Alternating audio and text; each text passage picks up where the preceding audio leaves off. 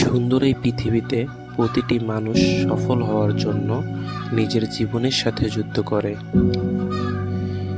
কেউ সফল হয়, কেউ বা পরাজিত হয়।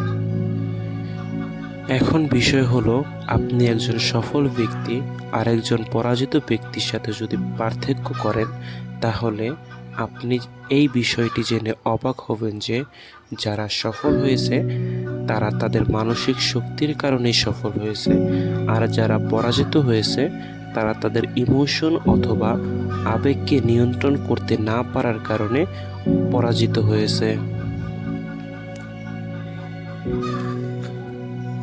আমাদের সবচেয়ে বড় সমস্যাটা কি জানেন?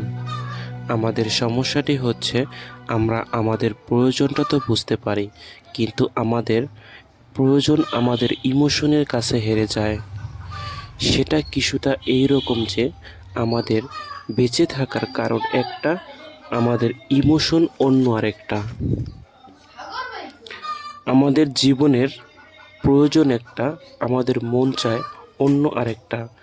যেখানে কোনো একটি কাজ এখন করা খুব জরুরি, সেখানে আমাদের লজিক বলে হ্যাঁ এটা আসলে প্রয়োজন, কিন্তু অন্যদিকে এই কাজটা এখন করতে মন চাচ্ছে না, মনে হচ্ছে না, ভালো লাগছে না।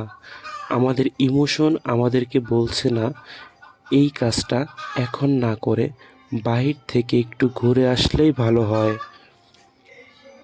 সত্যি করে বলুন তো, এই রকম কি কখনই আপনার সাথে হয়নি? আপনি এখনই ঘুম থেকে ওঠা জরুরি, এখনই পড়তে বসা জরুরি, কাজটা করা এখনই জরুরি। আমাদের মস্তিষ্ক বলে হ্যাঁ এটা করা খুব জরুরি, কিন্তু আমাদের মন বলে মন চাচ্ছে না। সত্যি করে বলেন তো, এই রকম কি কখনই আপনার সাথে ঘটেনি?